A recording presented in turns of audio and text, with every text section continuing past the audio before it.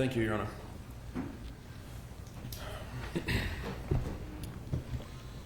First, I'd like to commend Mr. Sincox and Ms. Riles. This is about the longest, I believe the longest sentencing hearing I've ever been a part of. There's a lot of people here for the defendant, which I found noteworthy in that there's no one here in kind for the victims. And there's a good reason for that, Your Honor, because the victims had nobody. The people who were supposed to protect them, who were supposed to nourish and feed and care for them, have now either charged or have either pled to their murder or are awaiting trial for killing them.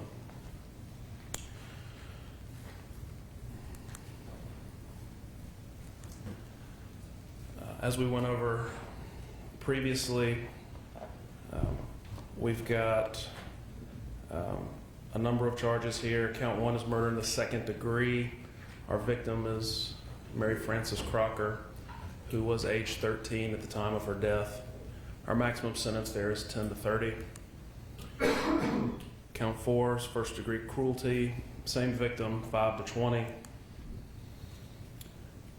Cruelty in the second degree, which we discussed previously, merges with count 1. Count 6 and count 7 are both concealing the death of another, one for Elwyn John Crocker Jr., commonly called JR. He was 14 years old at the time of his death. And then the final count, false imprisonment. That gives us a sentencing range of 10 to 80 years. And we are requesting the full 80. It is appropriate in this case. I think what you're going to see is that the defense has mischaracterized the involvement of Mr. Wright in this event. He was not a passive observer. He was an active participant. And I would say to something that came to mind, this memo and the presentation on sentencing, there's that section in there that talks about how he's already been punished because he sent his sister and his mother to prison, or at least his actions caused them to go to prison. What was noticeably absent in that memo, or what was noticeably absent in that presentation, was any consideration, any remorse for the kids. There's nothing in there accepting responsibility. Judge, these children are dead. It breaks my heart. I can't stand it. I live with it every day. There's nothing like that. It's, the 2 people in my family that starved and tortured them to death. Well, I love them, and now they'll never walk free again. And that's my punishment already.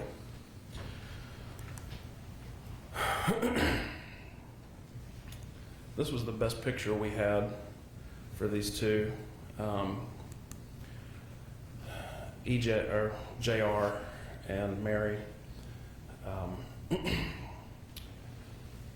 JR was killed November 1st, 2016. There's some question about Mary's. We're fairly certain it's the 28th, may have bled over into the 29th, but almost 2 years to the day after her big brother was killed. Our killers, Elwyn John Crocker Sr., EJ, he's the biological father of the victims, brother-in-law to Mr. Wright. Mr. Wright's sister, Kim Crocker, formerly Kim Wright, Candace Crocker. Mother is Kim, that's her there on the bottom right. And then Kim's boyfriend, Roy Prater, who we've been hearing about, along with Mark Anthony Wright. So this case began on law enforcement's end on December 20th, 2018. The sheriff's department received a tip about Mary Crocker being missing, feared dead, and it was determined that Mr. Wright was the source of that information.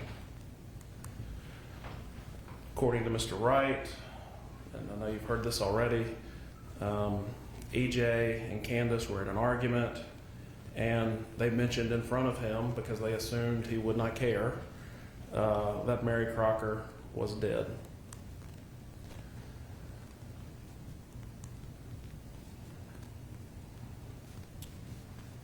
Even with this information, Mr. Wright, the fun uncle, the protector, described Mary as a stupid girl who didn't do what she was told. JR was stupid too.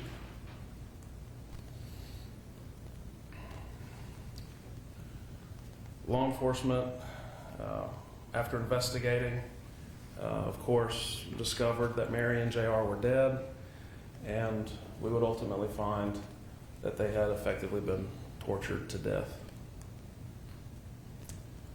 These 5 individuals are the parties responsible. Elwyn actually led law enforcement to the children's graves.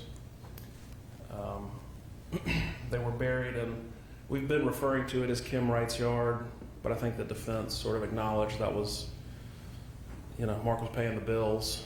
That was his house. They were in his backyard. And all 5 of the defendants either currently lived or previously lived at the home with Mary while this was all taking place.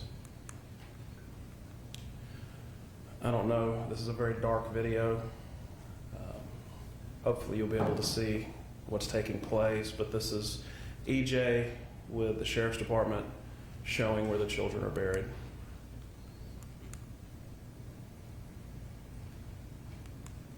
Wait, so we don't have sound. You sit there for a second. You should. Yeah, we do. Okay. I believe that's the duck pin to the right.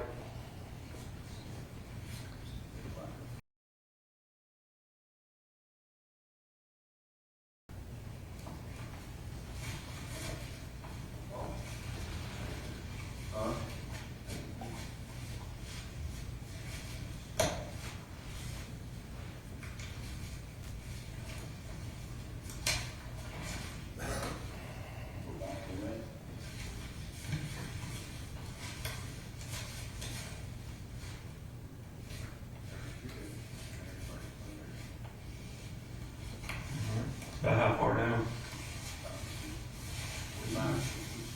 You use a shovel? Shovel muscles? His roots sticky teeth? Oh, no, Gary. they do. Gary, you don't bring me some fried TV out of my throat, out of 2 o'clock. I ain't reading no one. Ain't got no place. Right. Oh, I'll be up. Yeah.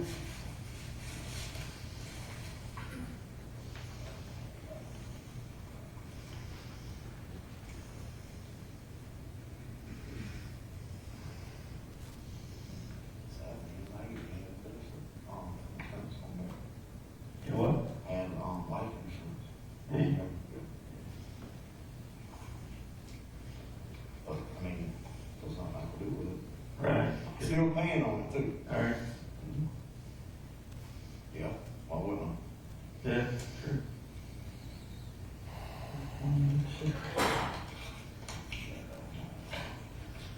I got plenty. I don't know if you caught that. EJ is flippantly commenting about the life insurance policy he's got that he's still paying on but can't cash in because nobody knows that his children are dead. So the graves would be excavated, of course, once they had some daylight. This is where they were, started to say laid to rest, but this is where they were buried.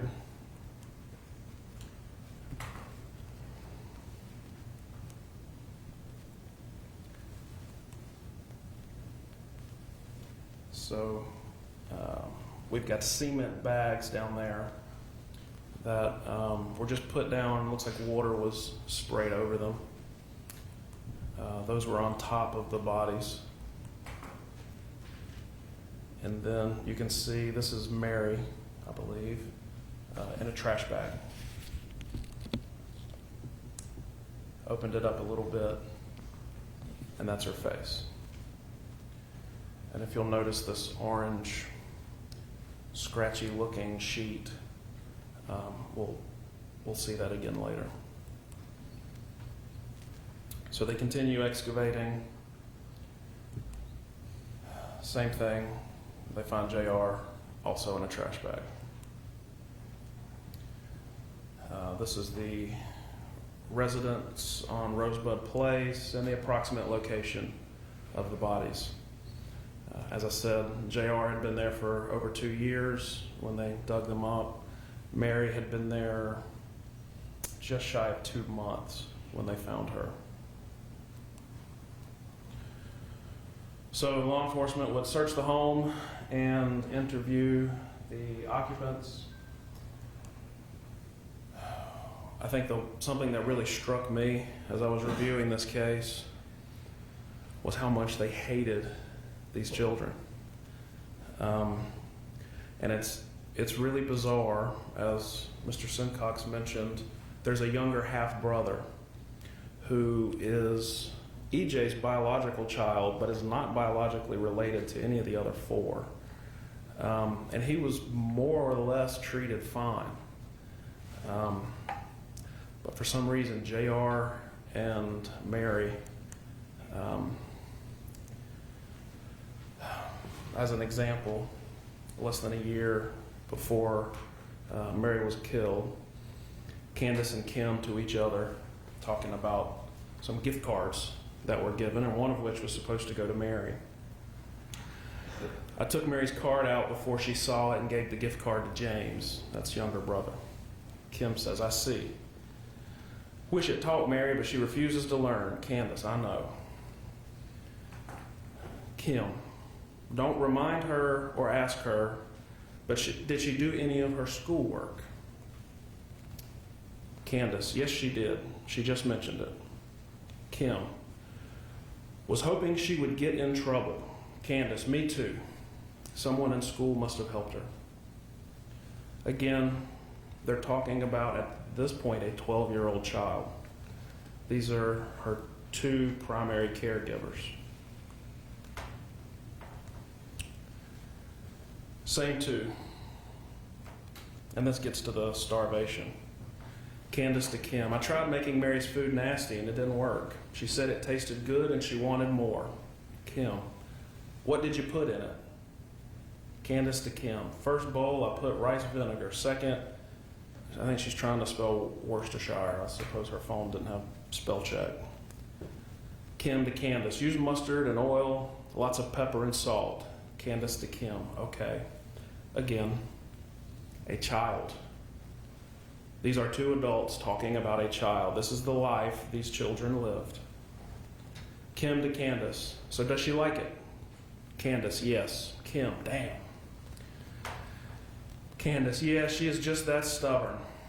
Kim, "I hope she explodes with diarrhea at school." Candace, LOL.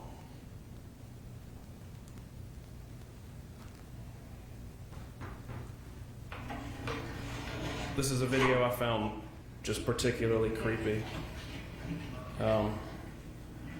It's Mary outside doing her chores, and the 2 women inside filming and gathering evidence so she can be punished later.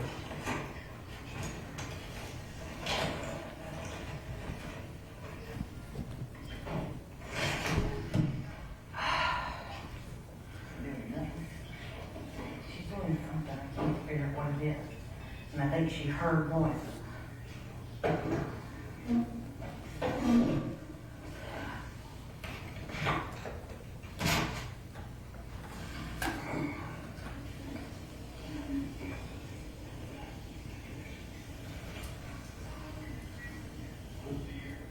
That small figure out there is Mary.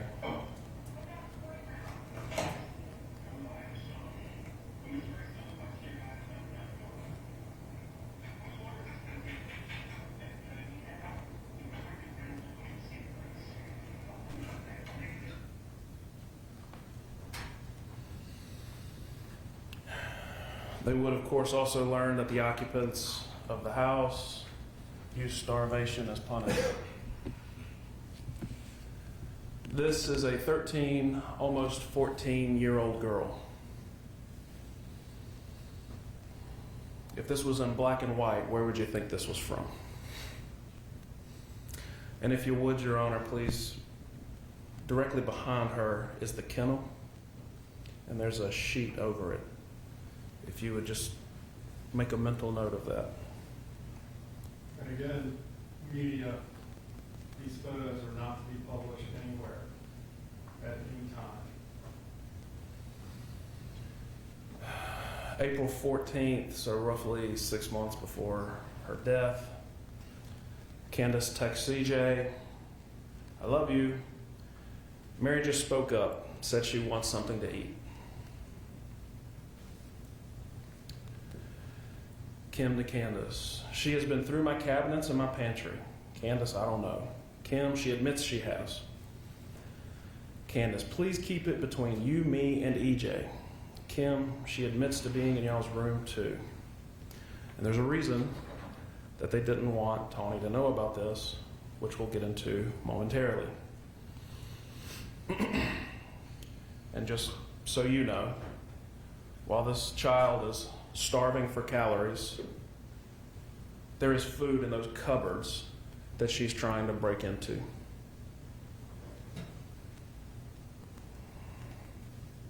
Candace to EJ, "Do not offer Mary something to eat. She was already offered and turned it down."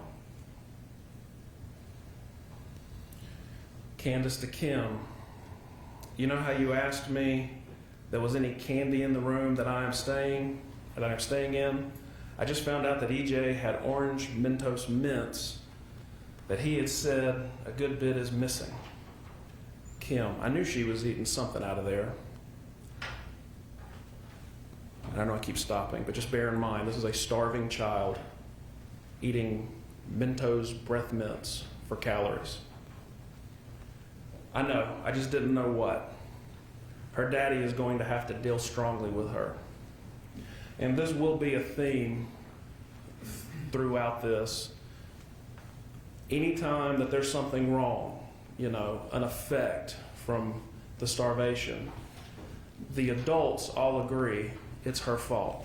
She gets too weak to stand. Well, now she won't stand up. She got into the food. Well, she's starving. Everything is because of her. They bear no culpability, and it runs up to the day of their death, to the day of her death.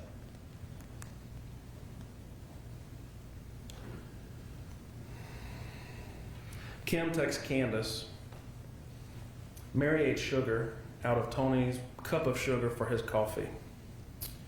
When did she do that?" She said when her daddy had her stand in the kitchen and turned his back. Kim, "She keeps asking for something to eat. Says she asked her daddy and he's supposed to be getting her something and something to eat with." This stealing Tony's sugar is what ultimately leads to the ginger root, as you'll see momentarily. But again, you're talking about a child. I have children, I know. They love candy, they love sweets. I've never seen a child that wasn't starving eat raw sugar. This is desperation. And what is Tony's response? He is angry. "She put her dirty hands in my sugar." He knew she was starving. Kim to Candace, "Mary keeps asking for her daddy and more food."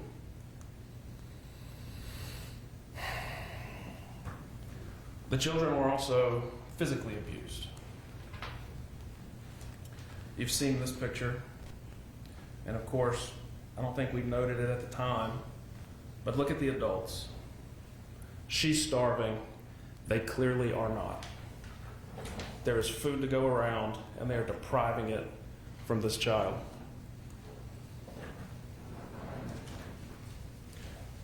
lashes on her behind. That's actually where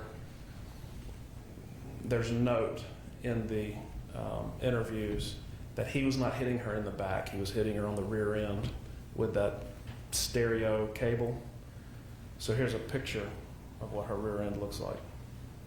And then, of course, she's standing next to her little cage. And this is the front. Again, at this point, she is in puberty. She's a teenager. She looks like a late elementary school child, early middle school.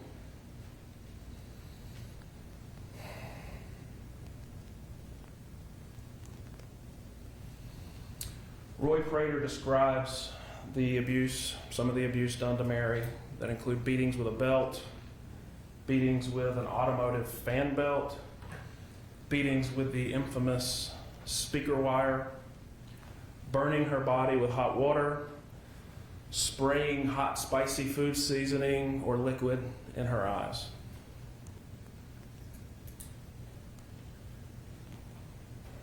And then, as Mr. Simcox noted, we did find the stun gun that they were using to stun this child.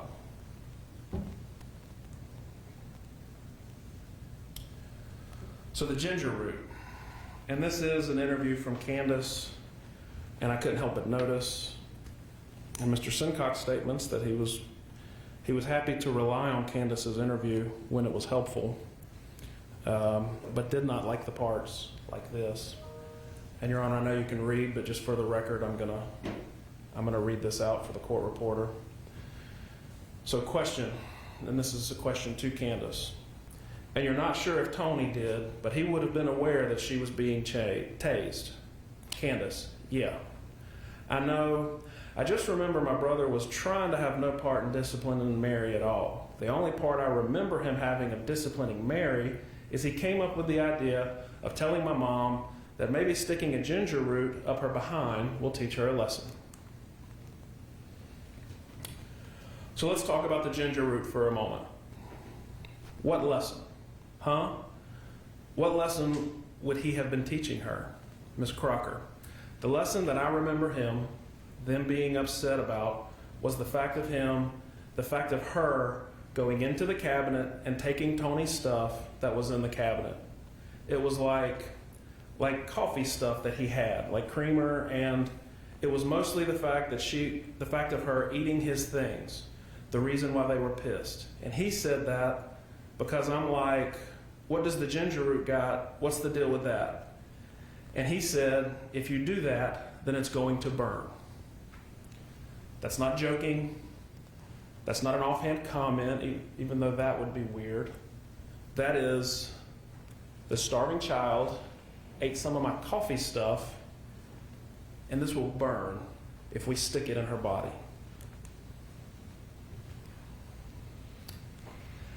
And I think I asked again, what is ginger root and what is it for? This is Roy Prater. And Kim and I believe Tony told me that it was used like ginger ale, but other than, you didn't swallow it, it was actually put into the body.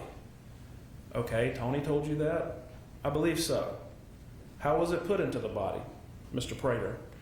Far as I know, it was inserted. I don't remember if they said it was anally or vaginally, but it was inserted into the body.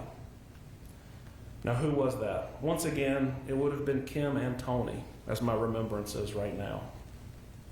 This is talking about the actual insertion. It's Kim and Tony. Then there's Mr. Ruger, the inmate. He's asked, tell me what you talked to Mark about. Just asking, what went on, how did it happen, and what did he say? He was sitting there telling them how they shocked them, that's referring to the taser, how they'd used a ginger root, and how they'd done other things. Who told you that? Mark. Tell me about the ginger root. What did he tell you about the ginger root? They'd shove it up her vagina and her butt. Who is they? All of them. And all of them. Kim, Candace, EJ, Mark, and Roy. Okay, so let's get back to Mark. Okay, you said that one of the things he told you was about the ginger root. Okay, so tell me exactly, or what you remember that Mark told you about the ginger root and Mary. Mark told me that the ginger root was used as punishment. Okay, and it was shoved up her vagina. Okay, vagina and butt. Okay, and then EJ would confirm that? Or no, he said, and then EJ would confirm that. Okay, so that's two people saying the same thing. I agree. And then he goes on to editorialize about it being torture. David Tang, another inmate. Okay, so what kinds of things did he tell you that happened to Mary? Oh, they did all kinds of things to her. They did? From roots up the butt, ginger roots. Did he tell you that? Yeah. What did he, tell me what he said about that. He said that Mark told Candace and Kim to stick ginger root up her butt. Was there a reason they were doing that? For Mark wanted to see it.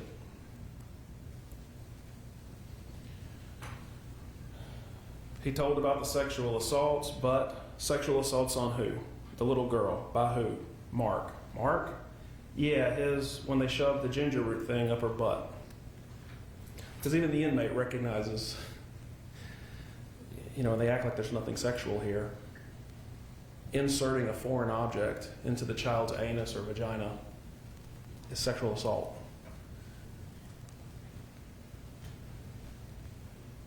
Speaker wire.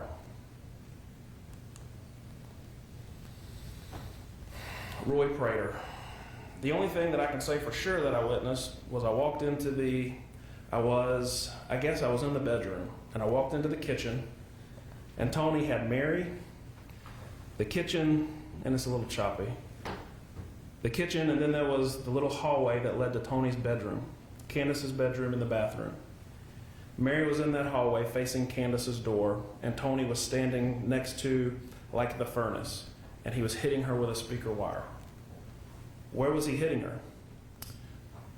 He was being very specific and trying to hit her on the butt.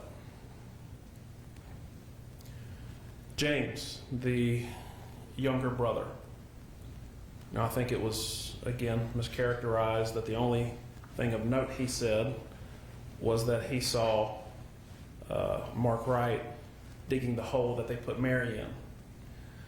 Actually, James also confirms Mark beating this child with a cord. So, question to James. You've got to get whacked, so Daddy liked to whack with the paddle. Uncle Tony liked to whack with James. So you know those TV cords? Well, he had one, and it was an old TV cord, and does that work? Yeah, it was a little flimsy kind of cord, and it whacked her real good. Did it whack her really good? Yeah. And you said that was who? Who would whack her? James said, Uncle Tony, my friend, Uncle Tony. What would Mary do when he whacked her? James said, cry. Investigator Ron, cry. James, try to wiggle out. I'm like, okay, we need more duct tape. And again, that's another thread you're going to want to hold on to, the duct tape, because that comes up again later.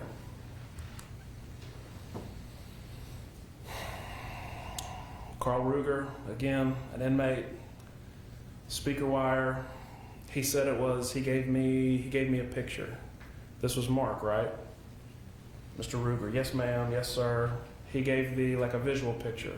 And when you walked in, the speaker wire was laying right beside the bed. He's trying to give them directions on how to find the speaker wire. Whose bed? Well, Mark said that, Mark's bed. And what's significant about the speaker wire? They beat the crap out of that little girl with it. And then the defense alluded to DNA testing of the speaker wire that we found. And of course, Mary Crocker's DNA, 1 in 12 trillion probability. And then Mark Wright's even higher, 8.2 septillion. So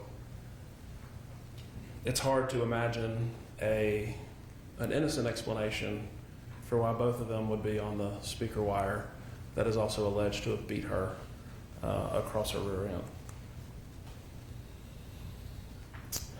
Then there's the stuff with JR. And again, they like the good stuff in Candace's interview. They don't like this stuff. So Candace says, I was like, okay.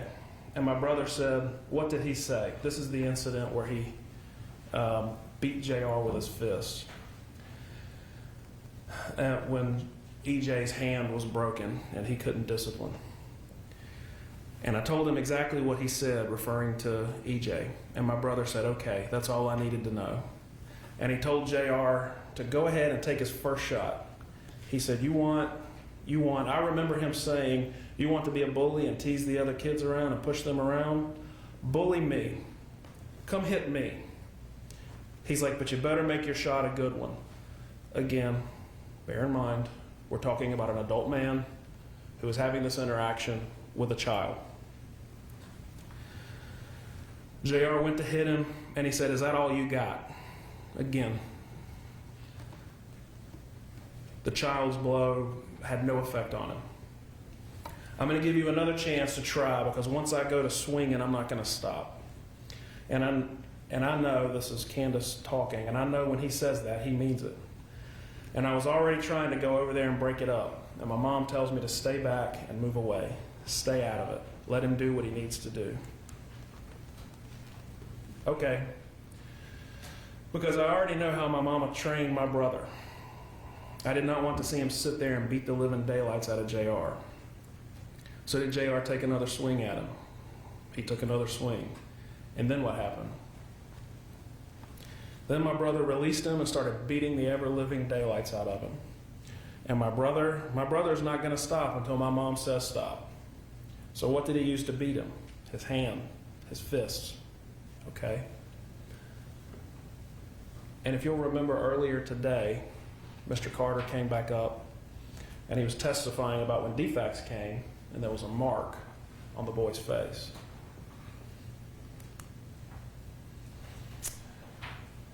Candace says, but he did leave his ring on. He said he forgot to take his ring off. Okay. He said he didn't mean to leave the ring on, but yes, it left the impression of the ring on his face. So you can picture closed fist. Did he hit him just one time? Oh, no ma'am. He didn't hit him just the one time. Well, tell me, what did he do? He hit him across the face. He hit him in the stomach. He was like pretty much all over.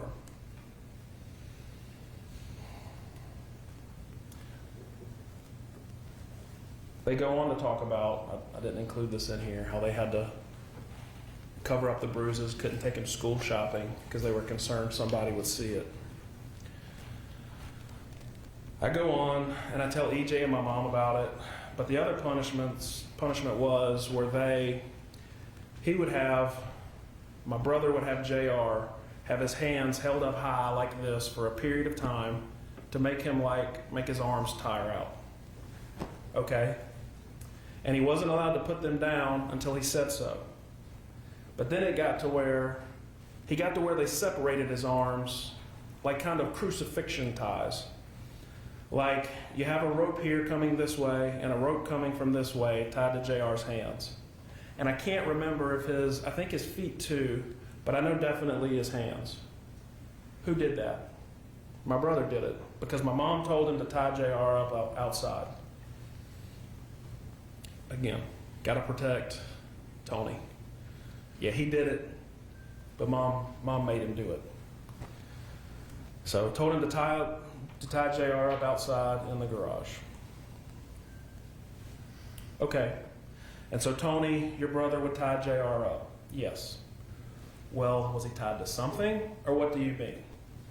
Yeah, one corner of the garage, of the door, the wall. There's a rope over there coming down this way, and then he tied a rope over this way, and then he tied one end to JR's wrist and the other one to the other wrist to where his arms were separated. That's why I said crucifixion, where his arms were out.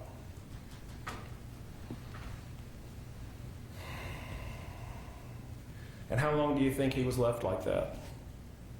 hours. And not only she would make him do that, and again, he's no agency here, Mom was making him do it. And not only would she make him do that, then he also had to go whip him. Who would whip him? My brother. The investigator said, well, what? She says, a whip. Like an actual whip? Yes, sir.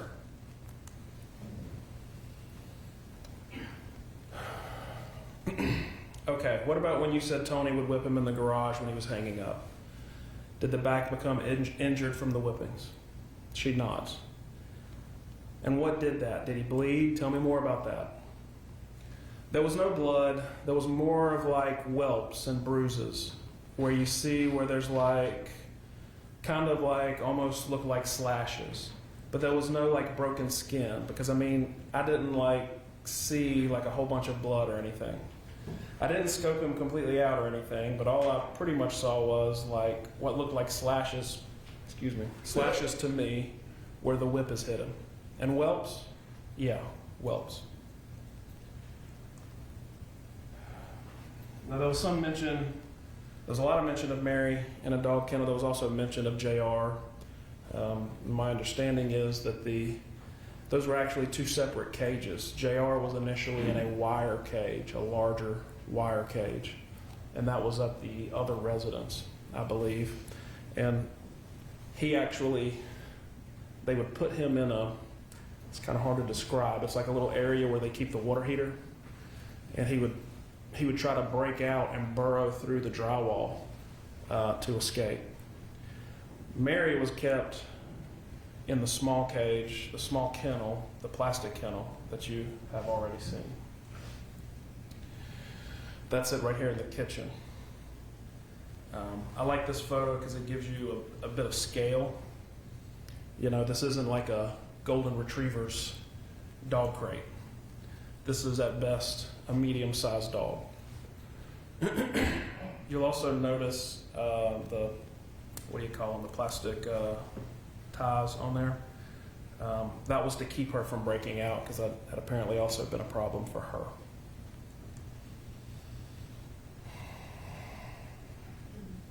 This was her life for 24 hours a day.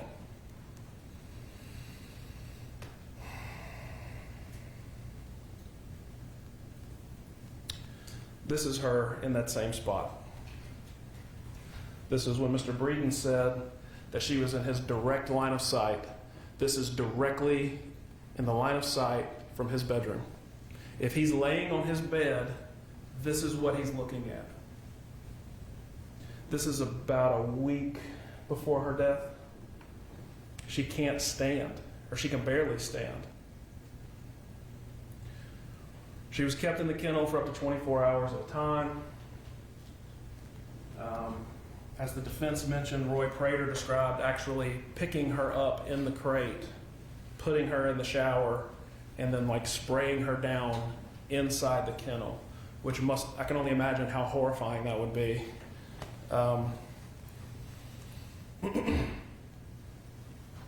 She was often placed in the kennel naked, and she would urinate and defecate inside the kennel. And again, to these five, the fact that she was locked in there and couldn't go anywhere didn't mean anything. She got in trouble for using the bathroom inside the kennel. They would complain about it. Everything was her fault, even the stuff that was out of her control. And as I said, this right here is in direct line of sight to his bedroom. He knew she was in there.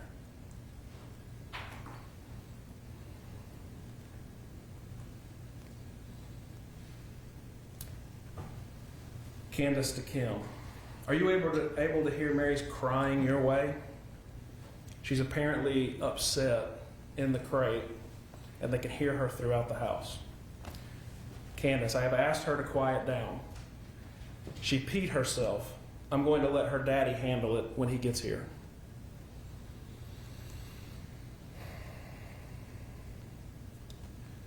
Kim to Candace. Let you know, EJ was up when I got back to the room, so I went ahead and told him he is pissed.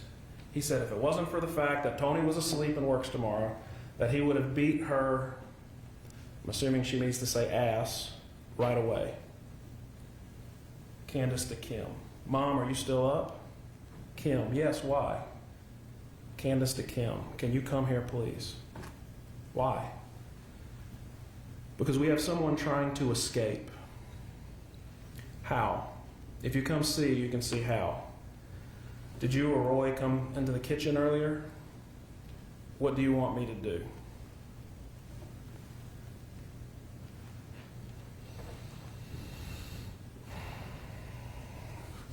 Kim to Candace. Tony would like EJ to shut Mary up. She's locked in the kennel, she's crying for her daddy, and Tony doesn't want to hear it.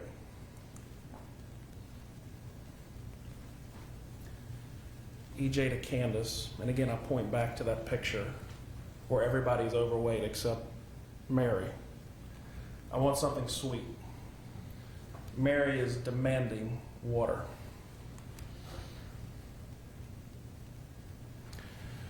Roy Prater was asked about the dog kennel. Well, didn't he know she was in the kennel? I believe he did. I don't see how he couldn't have, going in and out of the house. Did he ever take her out of the kennel or put her in the kennel? I'm not aware of him doing either one over there. Did you ever hear him talk about Mary or complain about Mary? Probably complain. I know I probably did. I'm assuming that he... Did you ever hear Tony? I'm sure he did, because a couple of times we went in there, you could walk by her and you could smell the smell of, her having gone to the bathroom. In the kennel? Yes.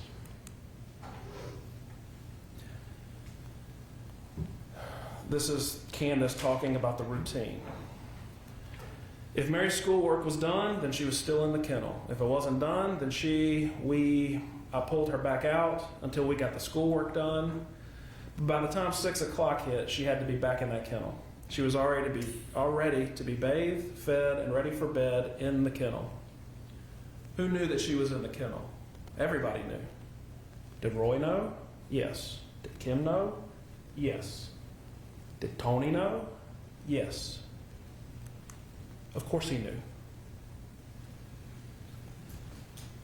So what was Mary doing when Tony was home? What was going on? She would be in the kennel all day. And if you notice the sheet, the one that I pointed out to the court earlier, that was on top of the kennel, that was to cover her from being able to be seen. That was to where that actually comes down to cover all the holes. Is that because who didn't want to see her? Tony. But also my mom just didn't want, like I say, if somebody like company came in or something, she didn't want nobody to see her. And at some point she was going to the bathroom and stuff in the kennel, right? And then she nods.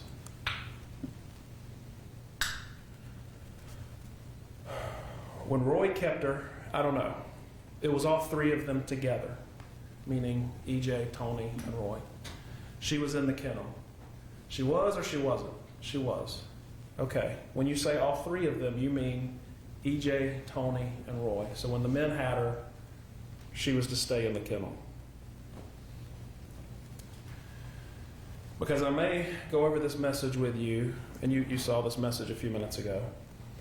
But there's a message where it appears that Tony is complaining about Mary crying in the kennel. He wants y'all to get her to shut up, basically. She nods. So when I say Mary commonly, what I meant by that is, was there a time when maybe she was in the kennel and everybody wanted her to be quiet because she was crying?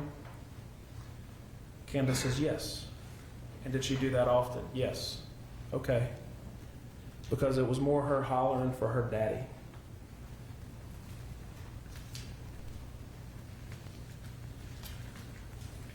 Mary eventually became too weak to walk independently. As I said, this set of pictures here is from, I want to say October 22nd, so about a week before she ultimately succumbed. And again, Kim to Candace, she has made herself incapable of lifting legs high, as if she was putting herself in that dog kennel as if she was starving herself. She's made herself weak. Text messages between EJ and Kim. And again, this is shortly before she passed away. Tell her she better get that. Sends him this picture. That again, it's hard to believe this is a teenager. I mean, this looks like a child, like a child. I told her, this is what she did. She says she doesn't want to and isn't going to. She says she isn't going to do anything until you get here. So again, they paint her on death's doorstep, a week before she dies, as if she's somehow being defiant. EJ, okay, this has to stop. She needs to stop her. Kim, snot and drool. She's letting just drip to the floor. She keeps picking her knee and her feet. Roy has even told her to get up. She refuses. I'm still waiting on Candace. And if you notice at the bottom there, October 22nd. So yeah, this is roughly a week.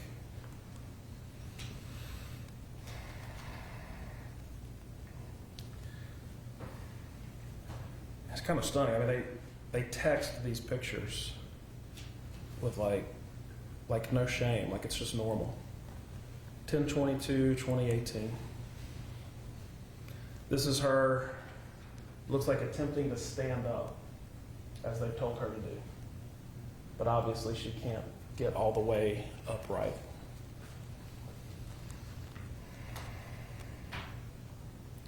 I told her this is what she did. She says she doesn't want anything and isn't going to. To them, she's being defiant. To normal people, she's starving to death. They did ultimately address her inability to stand by duct taping her to a pool ladder. And again, like with a lot of stuff, you know, they make these comments. You know, Candace will say something about a sheet, and then you'll see it, you know, in a picture sitting on top of the dog kennel.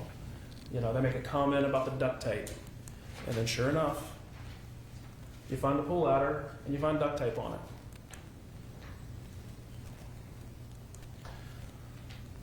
And then this was just a picture from,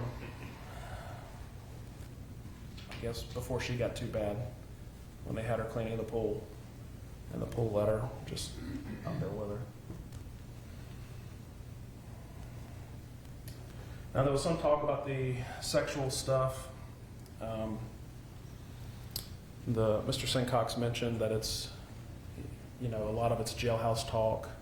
So I didn't go into a lot of that in here, but I did think this was worth pointing out to the court. It's an exchange that Mark had with, I guess, a woman, you never know, on Craigslist.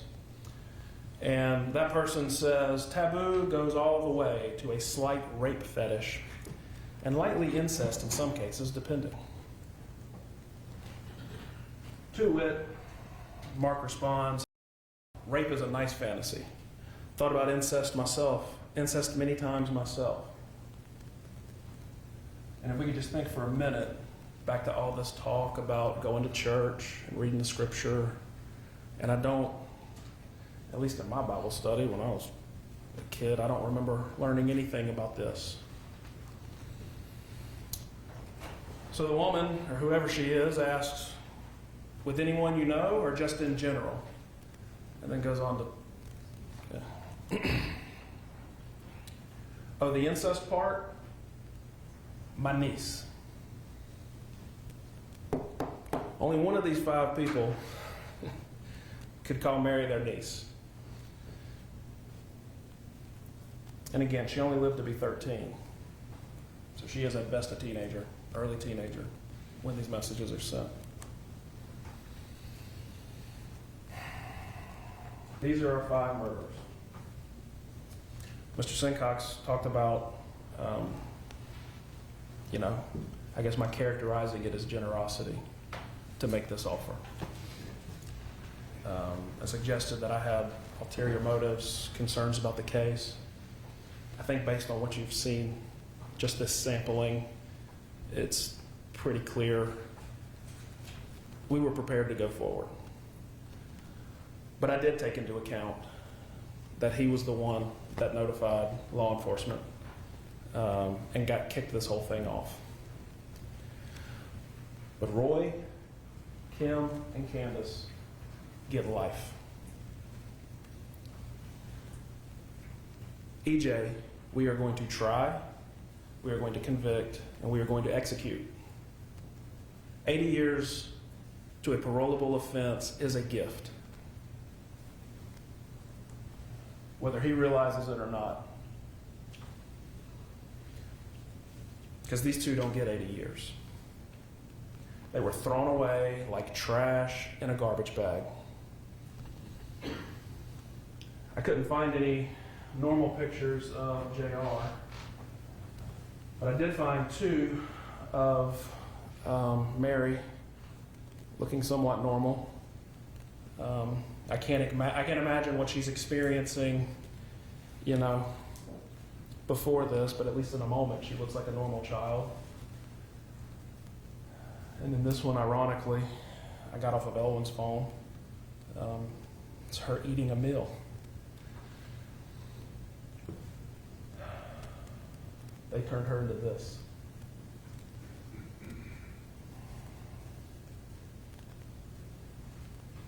And this. And this.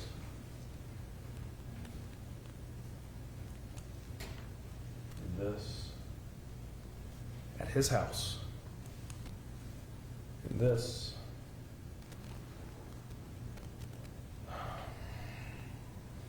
I wanted to address something that was brought up in the defense's argument about Tony not being involved. On October 27th, 2018, this is within a day or two of Mary dying, EJ sends a message to Kim. She needs to listen, point blank. Kim says to EJ, she refuses. EJ to Kim, I said she needs to get up and listen. Kim to EJ. And this is, just by the way, these are the last photographs ever taken of her alive. These are the ones I see, frankly, of all the horrible stuff in this file. This is hours before she would die. Wearing that orange sheet that I pointed out to you at the beginning, that she was dug up in. So this is what she looks like, and this is the conversation they're having, as is Mark Anthony Wright. She has been told to quit sitting on her feet, to sit up and exercise by me, Tony, and Roy. She refuses. So Tony can see her in this state, he is talking to her in this state, and he is berating her for not getting up and moving around. That is not just passively, I didn't know what was going on, I was an innocent person, my mommy hit me too hard, I don't register this stuff. He was an active participant. And this isn't some statement from somebody, after the fact. This isn't some interview. This is them in the moment texting each other. There is no reason Kim would include Tony's name in this unless he was actually involved. So that's a lie. Their whole defense is a lie. He was involved. He killed this little girl. Him and his 4 roommates.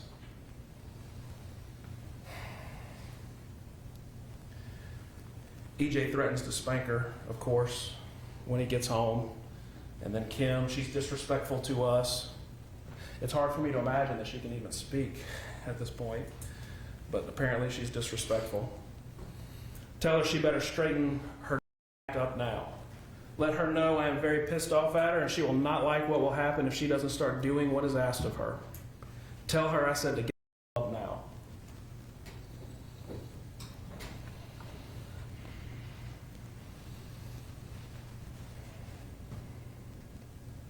Again, look at the date, October 27th, 2018. She died, best we can tell, October 28th, 2018, at latest 10/29. Look at that face.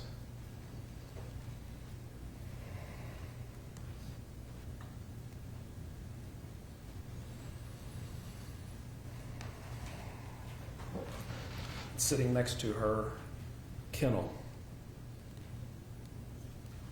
Then you notice the Subway napkins there, because everybody else gets to eat real food. She has to scrounge, steal sugar from him, and eat Mentos. This is where she ended up. That's Mary's garbage bag that she was thrown away in.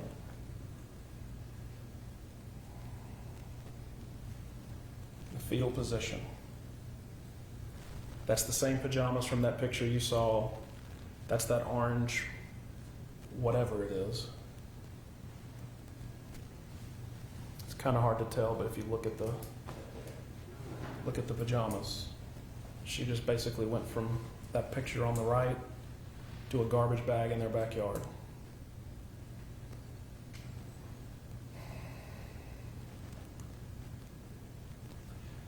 EJ, as I said, I couldn't find any other pictures of him. It's like they erased him from the face of the earth. But this is how he ended up. In a garbage bag, like a piece of trash. Also huddled up.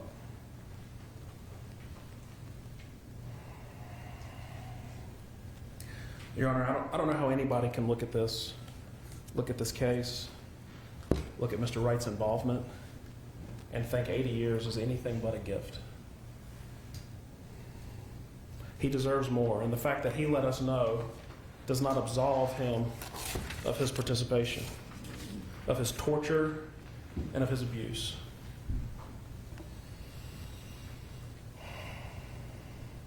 I can't even say 80 years is justice, but that's what we're asking for today, Your Honor.